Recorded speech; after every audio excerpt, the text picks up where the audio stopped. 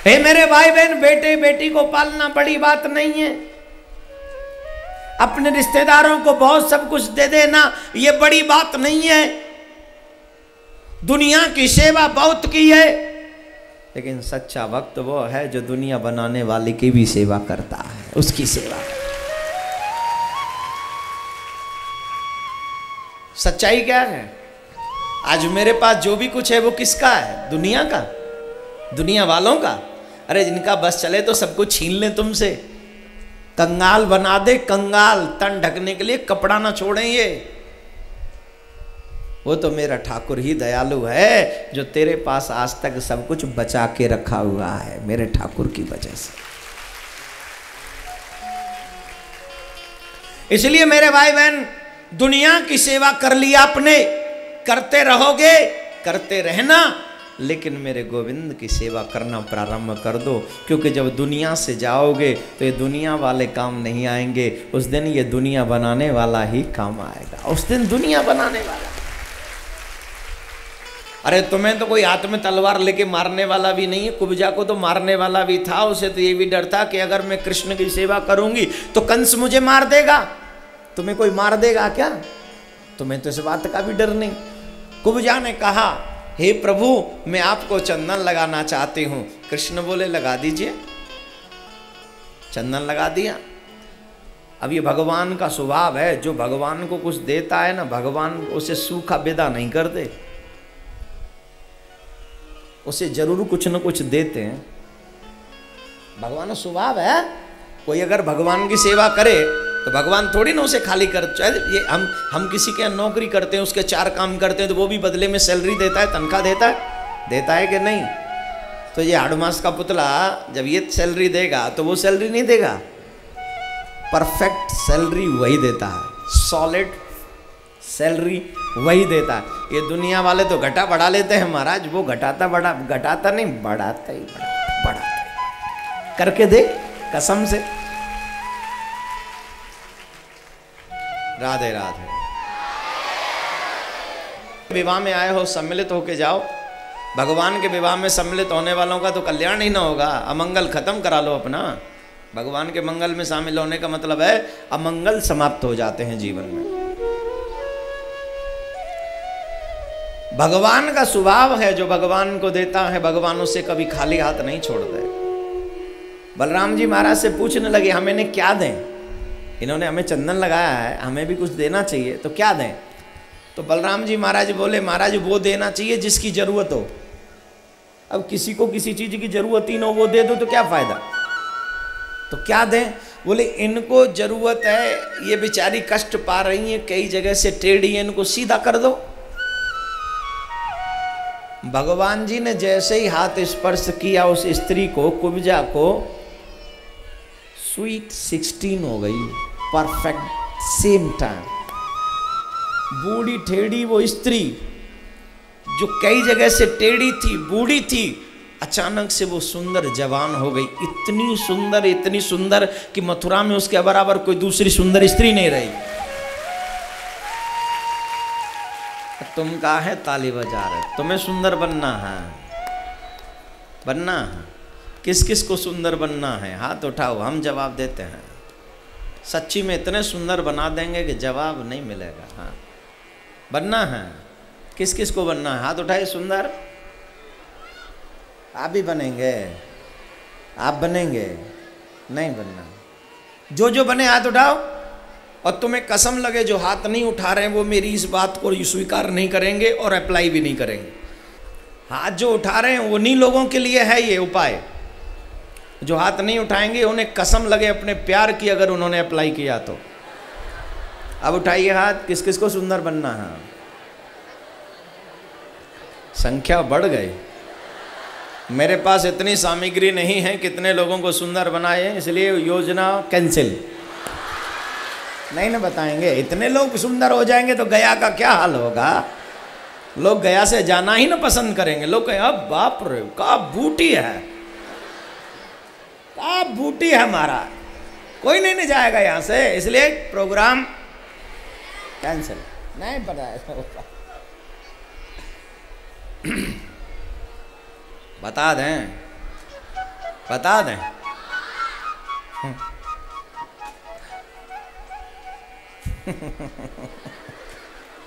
कितनी चाह है सुंदर बनने की। अच्छा बताइए, तन को सुंदर बनाना है कि मन को? मन को सुंदर बनाना है तो अपनी जिंदगी में कभी ठाकुर की कथा मत छोड़ना, कभी मत छोड़ना। मैं तुम्हें प्रॉमिस करता हूं, इस दुनिया की जितनी भी इम क्रीम श्रीम डोल रही है ना, आइसक्रीम घूम रही है, ये तो तुम्हारे तन को भी खराब करती हैं और मन को भी खराब करती हैं। लेकिन मेरे ठाकुर जी की कथा को अगर आप जीवन में श्रवण करते रहें, कभी न छोड़ें, तो वादा करता हूं मैं, तेरा तन चाहे जैसा भी हो, मैं तेरा मन इतना सुंदर हो जाएगा कि तुझे भगवान कभी नहीं छोड़ेगा, कभी नहीं छोड़ेगा। इतना मन सुंदर हो जाए, इतना मन प्रफुल्लित हो जाए। और भगवान के भजन करने से चेहरे पर भी चमक रहती है। माथे पे तिलक हो, हाथ में माला झोली हो, नाम जपते हो, 1 साल लगातार 21 माला करके देख लो, अपने चेहरे की चमक देख लेना। आज देख लो और उस दिन देख लेना। मात्र 1 साल 21 माला एवरीडे करो भगवान के नाम की, इतनी सुंदर हो जाएगी तेरी शकल। ये गिलो सिलो हिलो, ये क्रीम श्रीम कुछ नहीं दे पाई तेरे को, जो खुद ही क्रीम है, क्या तेरे को बनाएगी। एक क्रीम का मैंने ऐड देखा, 1 हफ्ते में बदल देगी दुनिया। वाह जी वाह। और उसका मालिक खुद ऐसा तय का सा पैदा। तेरी दुनिया तो आज तक ना बदली भैया, तेरी दुनिया तो खत्म सी लग रही है हमें। है? क्या कोई बात, झूठ सच बोलते हैं लोगों से, हम सच बोल रहे हैं आपसे, हम सच बोल रहे हैं। 21 माला ब्रीड करके देखिए, आपका फेस इतना सुंदर हो जाए। आप देखते ना, आप लोग कहते हैं महाराज के चेहरे पे कई चमक है, भजनानंदी लोग जो होते, कितनी चमक होती है। वो चमक किसकी है? वो भजन की चमक है, वो ब्रह्मचर्य की चमक है, वो तेज है उनका, उसकी चमक न उनके चेहरे पे होती है। कोई कितना भजनानंदी है, कितना ब्रह्मचारी है, आप उनके शकल से पता कर लेंगे, किसी और से पूछने की जरूरत ही नहीं है। जिसके चेहरे पे अद्भुत चमक हो, तेज हो, वही ना ठाकुर जी का कृपा पात्र है, वही ना कृपा पात्र है। तो मेरे गोविंद ने कृपा की और उसको, बूढ़ी टेढ़ी बेचारी कई जगह से टेढ़ी थी, उसे इतना सुंदर बना दिया। और जैसे ही कृष्ण जाने लगे, उसने बाह पकड़ ली। अब वो कहाँ जा रहे हो? काहे? हमने तुम्हें सुंदर बना दिया। बोले सुंदरता बनाई किसके लिए है? किसके लिए? जिसने बनाई है उसी को न देंगे, उसी की न सेवा करेंगे। कहाँ जा रहे हैं आप? मतलब समझ गए? नहीं समझे? तेरा तुझको अर्पण क्या लागे मेरा, ये शब्द नहीं है, ये जीवन को चरितार्थ हो। हम लोग बोलते हैं इसलिए जीवन में शांति नहीं है, सिर्फ बोल के छोड़ देते हैं कि तेरा तुझको अर्पण, ये सच नहीं है। हमने उसको अर्पण नहीं किया, हमने उससे सिर्फ मांगा, उसे छीना। और जब तेरा तुझको अर्पण हो जाए तो मेरा ठाकुर जी तुझे कभी नहीं छोड़ेगा, कभी नहीं, तुझे स्वीकार करेगा, अपनाएगा।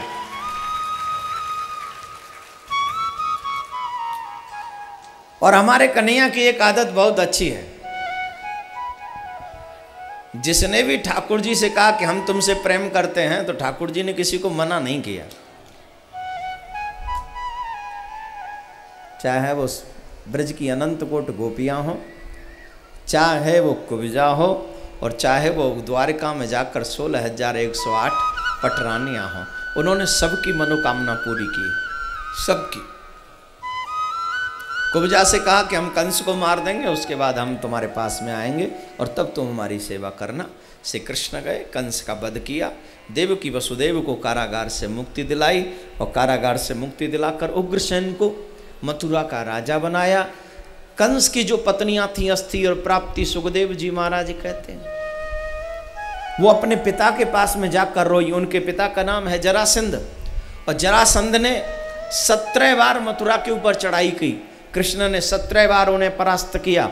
18वीं बार उन्होंने ब्राह्मणों को बंदी बना लिया और कहा कि तुम मेरी विजय के लिए यज्ञ करो, और अगर मेरी विजय नहीं हुई तो मैं तुम्हें मृत्यु दंड दूंगा।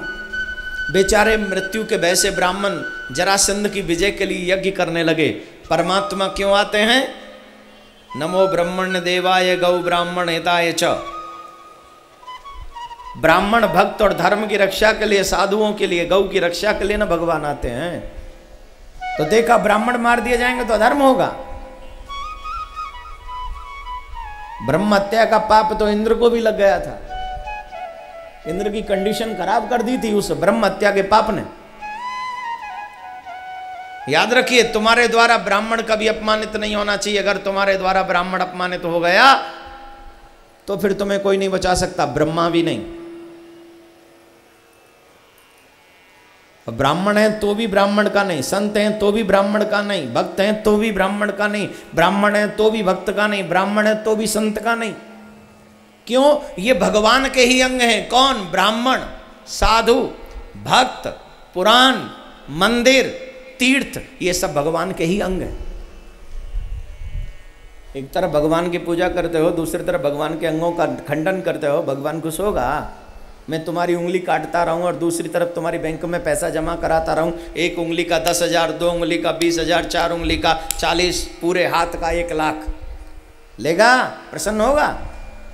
बोलिए, क्यों नहीं होगे? 1 लाख दिए हैं, एक हाथ नहीं कटवा सकते हो। चलो 1 करोड़ देंगे, पूरा हाथ कटवा लो, नहीं ना खुश होगे? क्योंकि सबसे पहले तो सबसे जो महत्वपूर्ण मेरा अंग ही ना सुरक्षित रहना चाहिए। तो ये भगवान के अंग हैं, चाहे वो भक्त हो, चाहे वो संत हो, चाहे वो पुराण हो, चाहे वो तीर्थ हो, ये भगवान के अंग हैं। इनका कभी आप लोग जो तीर्थों में जाते हो, तीर्थों में गंदगी नहीं फैलानी चाहिए।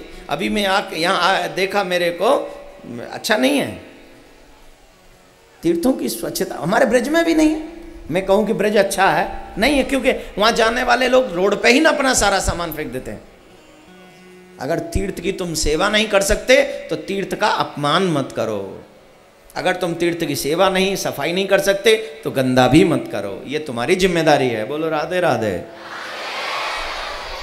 तो भगवान श्री कृष्ण ब्राह्मणों की रक्षा के लिए रण छोड़कर भाग गए, जिनका नाम रख गया वहां पर रणछोर राय। बोलो रणछोर भगवान की जय। और वहां पर द्वारका बसाई, समुद्र के बीच में, सागर के बीच में द्वारका बसा ली। और वहां द्वारका में एक पहला पत्र आया है रुक्मणी जी का। इसको प्रेम पत्र कहते हैं। इंग्लिश में क्या कहेंगे? हाँ, सबको न पता है। आजकल तो कोई लव लेटर भेजता ही नहीं है, नहीं ना भेजता है। मोबाइल जिंदाबाद, SMS जिंदाबाद, हैं, व्हाट्सएप, फेसबुक और पता नहीं क्या क्या। कौन कौन यूज करता है इंटरनेट? जो लोग इंटरनेट यूज करते हैं हाथ उठाइए। नहीं, मैं डरा नहीं रहा हूं, जो करते हो सिर्फ हाथ उठाइए। मैं आपको एक उपाय बताऊंगा। जो लोग करते हैं हाथ उठाइए। इतने भी शरीफ नहीं हो, बहुत मोबाइलों में इंटरनेट है, करते हो। सबसे पहला, किसी भी आईडी पे अपना फोटो मत डालिएगा, सारे फोटो हटा लीजिए। और आईडी बनानी है और फोटो किसके डालने हैं? अपने गोविंद भगवान के डालिए अथवा अपने गुरुजी के डालिए। दोनों से ही धर्म का प्रचार होता है। अगर आप इंटरनेट का भी यूज़ करते हैं, वो भी धर्म के लिए हो जाए, तो इससे अच्छी बात नहीं हो सकती। यहाँ पर जितने भी नौजवान बैठे हैं, अपने गुरु गोविंद का चित्र डालें और धर्म का प्रचार करें। किसी भी गंदी पिक्चर को लाइक न करें। सबसे ईमानदारी की बात, अपने देश के प्रति वफादार रहें। ज़्यादा से ज़्यादा अपने धर्म की कहानियाँ, धर्म की कथाएं, ठाकुर जी के चित्र, ये भी तुम्हारा डेवलप करता है कि तुम कैसे हो। ये तुम्हारी पर्सनैलिटी डेवलप करता है। अगर गंदे चीज़ें डेवलप करोगे, लाइक करोगे, तो तुम वो समझ जाएगा कि आदमी बहुत ही नरक में जाने वाला है। और अच्छी चीज़ें लाइक करोगे, अच्छी चीज़ें लोगों को दोगे, तो वो समझ जाएंगे कि लोग अच्छा है। इसलिए मैं आप सबसे प्रार्थना कर रहा हूं, जितने भी यंग भाई बहन हैं हाथ उठाइए, जो इंटरनेट यूज करते हैं उठाइए। और आज के बाद ये प्रण करिए कि आप कभी भी अपना चित्र नहीं रखेंगे किसी साइट पे, और राधा कृष्ण का चित्र रखें, अपने गुरु का रखें, और धर्म का प्रचार करें, अपने देश का प्रचार करें। बोले जोर से, और जोर से बोलेंगे। मानेंगे मेरी बात कि नहीं? थैंक यू, धन्यवाद। भगवान आपको प्रगति दे, सक्सेस करे और भगवान आपको यशस्वी बनाए। जो लोग धर्म की रक्षा करते हैं भगवान उन्हें कभी पीछे नहीं छोड़ते, उनकी रक्षा भगवान करते हैं। रुक्मिणी जी का और श्री कृष्ण ने स्वीकार किया और श्री कृष्ण ने रुक्मिणी जी का हरण किया। आइए हम और आप सभी रुक्मिणी जी का और कृष्ण का दर्शन करें। हमारे मध्य में कृष्ण रुक्मिणी पधार रहे हैं। आप लोग 5 मिनट और बैठ जाएंगे, सिर्फ लोग सभी सम्मिलित हो।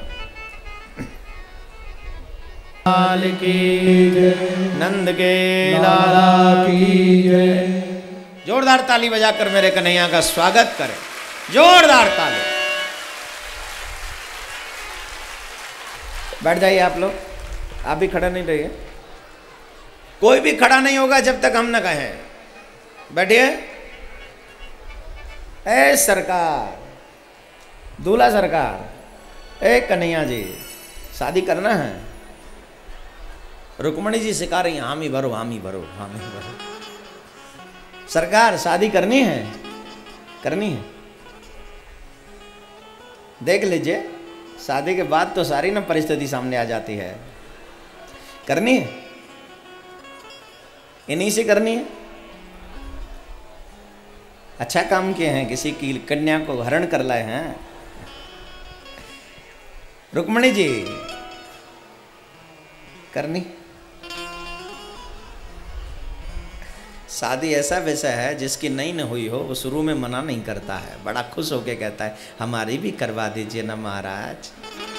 ऐ महाराज हमारा भी शादी करा दीजिए, एक ही करा दीजिए। अब एक इसलिए कह रहे हैं, इनकी तो ज्यादा हुई है ना साहब, 16,108। इनकी तो बस जस्ट शुरुआत है, आगे आगे देखिए। पहले रुक्मिणी जी माल्यार्पण करेंगी, फिर कन्हैया।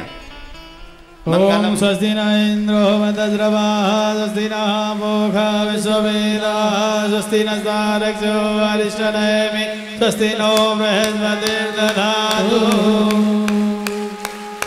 जोर से बजाओ चावल भात खाने वालों, इतना भात खाते हो, इतना पूरा भात खत्म हो गया। भारत का आधा सा भात तो बिहार में ही न खर्चा हो जाता है। जोर से बजाओ, बोलो कृष्ण कन्हैया।